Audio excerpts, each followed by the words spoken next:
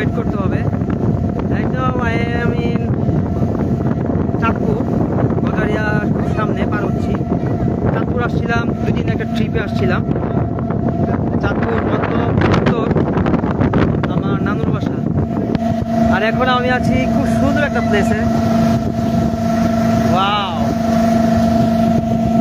আপনারা এই ভিডিওগুলো আমার ইউটিউবে থ্রুতে দেখতে পারবেন, সবগুলো ভিডিও, এবং ফেসবুকে এগুলো পাবলিশ হবে ডে বাই ডে, আস্তে আস্তে। বাট কেউ যদি একদম প্রিমিয়াম কোয়ালিটি বলতে প্রিমিয়াম 4K অথবা 2K-তে যদি কেউ দেখতে চান, তাহলে আমার ইউটিউব চ্যানেলটা ভিজিট করতে হবে।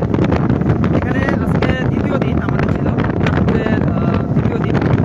তো দ্বিতীয় দিনের সকালবেলা প্রচণ্ড রোদ উঠছিল। আর এখন 60 নং লঞ্চ টার্মিনাল থেকে নারায়ণগঞ্জের উদ্দেশ্যে রওনা দিয়েছি। আর প্রচণ্ড শীত, ওই আগের মতো আবার কুয়াশা হয়ে গেছে। কালকে দেখতে যে আপনারা আজকেও সেম অবস্থা। সকালবেলা রোদ ওঠার পরেও এখন যখন ঢাকার উদ্দেশ্যে রওনা দিচ্ছি, এখন সেম অবস্থা, হালকা কুয়াশা আছে। সবকিছু মিলিয়ে এখন সকালবেলা ভাবছিলাম শীত লাগে না, মানে এখন যখন লঞ্চে উঠছি প্রচণ্ড শীত লাগতেছে, এখন একদম হালকা কোনো ঠান্ডা। যাই হোক, আর আমি আছি একটা নদীর মাঝখানে। ওইদিকে একটা সামান্য চর দেখতে পাচ্ছেন। এই চর ঘেঁষে কিন্তু, চর যখন জাগে নদীতে, তখন কিন্তু মানুষের বসতি স্থাপন হয়। আর এর সামনে যদি আমি আপনাদের একটু দেখাই, এই যে দেখতে পাচ্ছেন, এই যে এই জায়গাটা, এখানে হচ্ছে পুরাতন যে লঞ্চগুলো আছে, যদি লঞ্চে কোনো মেরামত করতে হয়, তাহলে এখানে আইনা তারপর মেরামতগুলো করতে হয়। ও ও আমি যদি জুম করি দেখতে পাবেন হয়তো।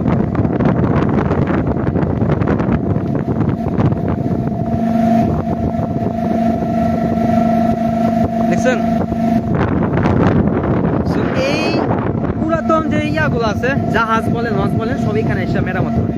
আর আমার সাথে আছে আবু তাহের ভাই পিছনে, তিনি বিন্দাস ঘোরাঘুরি করতেছে, আর আমি তো আলহামদুলিল্লাহ। আর আমার এই চাঁদপুরের ট্রিপটা আলহামদুলিল্লাহ আমি খুব ভালো কাটাইছি। 2 দিনের ট্রিপ ছিল, একটু শীত ছিল, বাট খুব ভালো কাটাইছি। আর এখন এদিক দিয়ে আরেকটা শাখা বয়ে গেছে এই নদীর। আর পিছনে যদি আমি আপনাদেরকে একটু দেখাই, তা দেখতে পাবেন